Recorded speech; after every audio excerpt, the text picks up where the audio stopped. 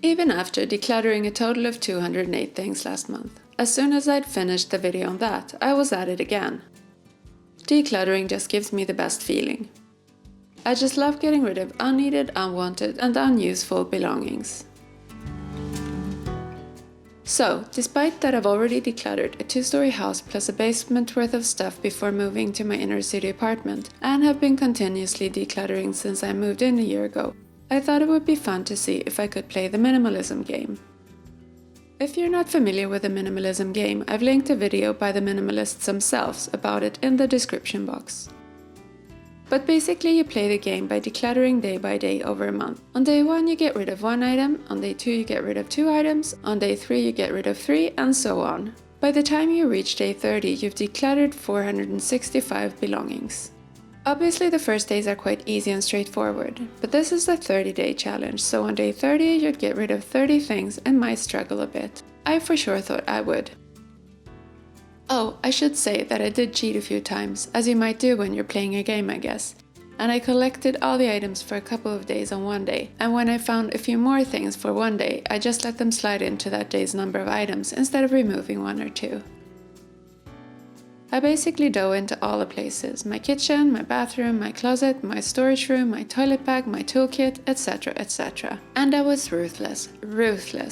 Also, I didn't shoot this video day by day, I saved everything to shoot at the end of the challenge. I've never had so much stuff in piles and in bags everywhere, it almost drove me nuts. So here's how my month went down. And hang in there till the end of the video and I'll share my final thoughts. On day 1 I had an obvious candidate. My nice little white TV radio died on us this Christmas. I hardly ever used it, but as we were putting on Frank Sinatra, it decided it didn't want to play along, so it's going. In a previous video I did say that if the shoe fits, it stays, but after taking these puppies a bit further than just standing still in my bedroom, I realize I will never wear these 2 pairs again.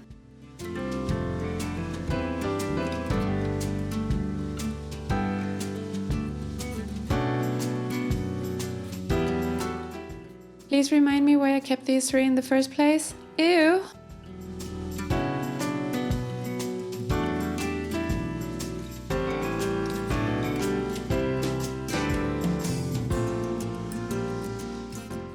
I got these 4 vintage crystal glasses from my mom quite recently, but I don't need them, so I passed them down to my son Ville. These 5 fat zippers used to sit on some armchair covers, but they're far too chunky for my current sewing project, so they can go. A sweep through my top kitchen cabinets yielded these 6 items, and they can go. My excuse for all the glue is that I used to have a house and did a lot of crafts. After getting rid of all 7 of them, I still have some left. Yeah, I know. The 8 rolls of tape mostly came from my old job when they were relocating and we could all grab a bunch of random stuff. Got them home only to realize they were pretty much all duplicates to kinds of tape I already have, so I don't need them. I also dug out 2 old snap-on reflectives. Is that even what they're called? They can go.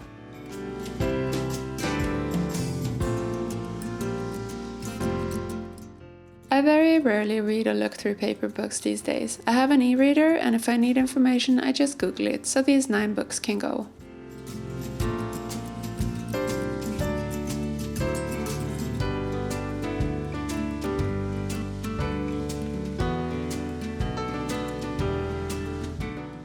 I don't wear jewelry or watches, don't like the sunglasses I got last spring, and don't need an elephant-shaped bottle opener, so these 10 can all go.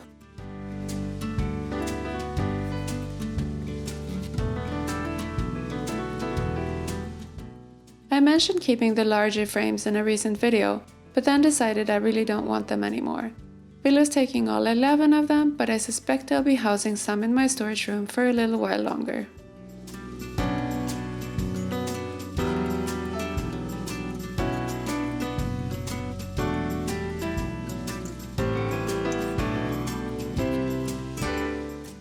I keep my kitchen stuff pretty minimal already, but I have similar items to some of these, so they can go.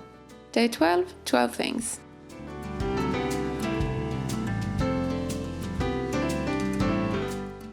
Again, I used to do a lot of crafts and don't really anymore, so all these 13 old art supplies can go.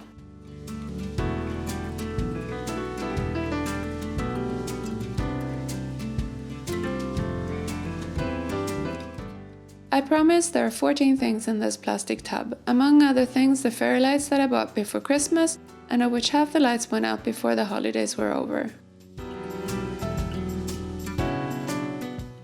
Day 15, I got rid of a motley crew, the wreath that was on my door over Christmas, a white plastic rug, a shower surround thingy, a case for my tripod, and a bunch of other stuff.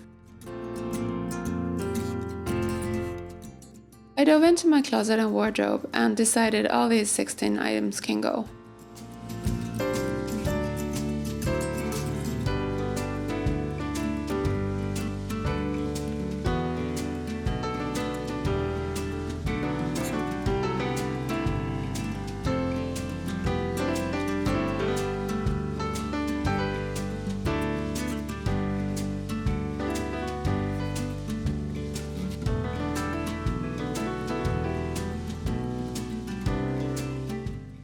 Day 17 made me look closely at my sock collection, and I decided that these were all too tatty for another season, so I'm replacing them with a fresh set come spring.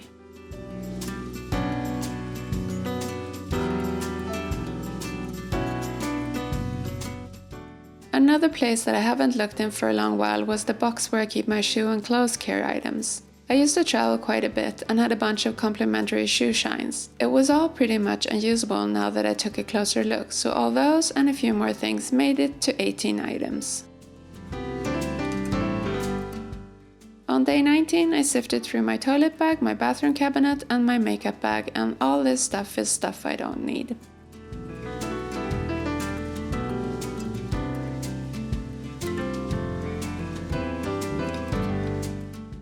Again, diving into my storage room. This time I attacked the paint supplies and found all these 20 items. Day 21 had me looking through my cleaning supplies, and there was a whole bunch of 21 things that I don't want or don't need anymore.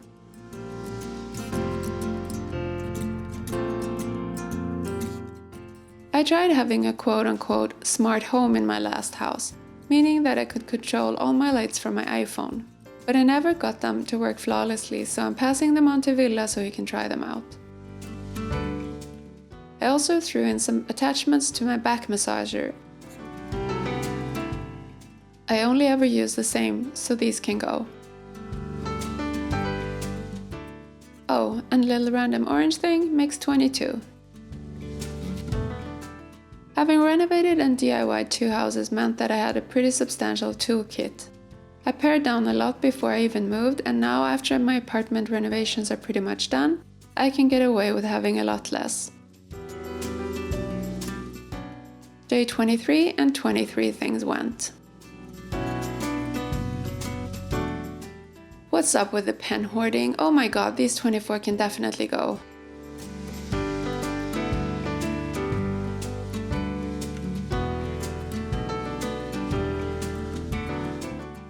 I recently organized my home office desk and purged a lot, but apparently I still kept 22 items that I don't need, plus 3 magazines.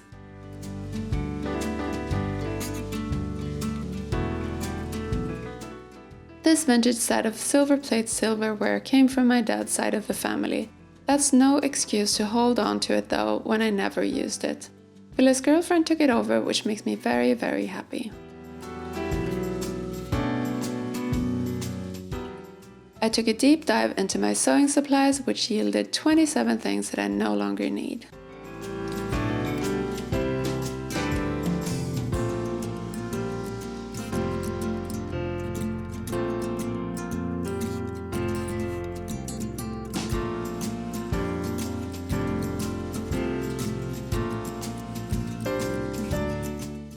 Keeping the theme going on 28 with 28 assorted yarns and such.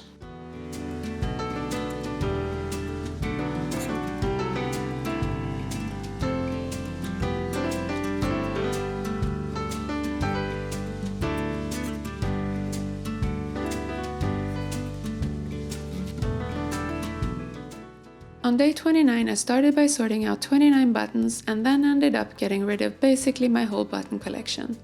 So way more than 29 on day 29.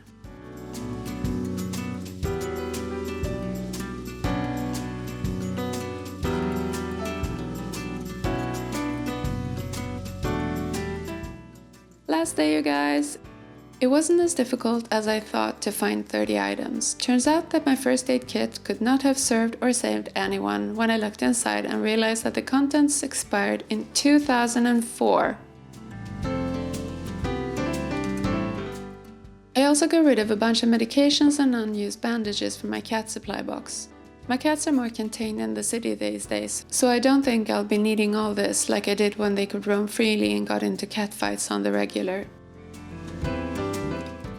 The challenge is only 30 days, but on day 30 when I looked around, I found a bunch more. Go figure. So, my final thoughts. First of all, I enjoyed the challenge. I found it really interesting that while I'm considering myself to be a minimalist, I still have so much that I can part with. I declutter constantly, but the challenge really made me assess everything I still have. Yes, those shoes that I tried on a few months ago seemed to fit and be fine, but were they really? No, so they went. Do I ever alternate between 3 winter hats? No, I only ever wear the same one, so the other 2 can go. If I do take up sewing clothes again, will I use any of the buttons from my button box, or will I most likely want to get specific buttons in the correct number for the garment? Yeah. Will I ever hang any of the art from my old houses in this apartment even though it's nice? No. How many pens can one person use? 1 at a time. Do I need 2 crowbars? No. Do I even need 1? Yes. So do I think I will be doing the challenge again? I think I will. Oh, I feel I should also point out that none of this goes in the trash unless it's broken or has expired. I give away to friends and family, and the rest goes in the recycling room in my building, where my neighbors can help themselves. I made a video earlier on how I'm able to recycle stuff, so go check it out if you're interested. I hope you enjoyed this video. If you did, please give it a thumbs up. Please also consider subscribing. I'll continue to share all things Scandinavian from my apartment here in Stockholm and beyond. Thanks for watching, and I'll see you in the next one.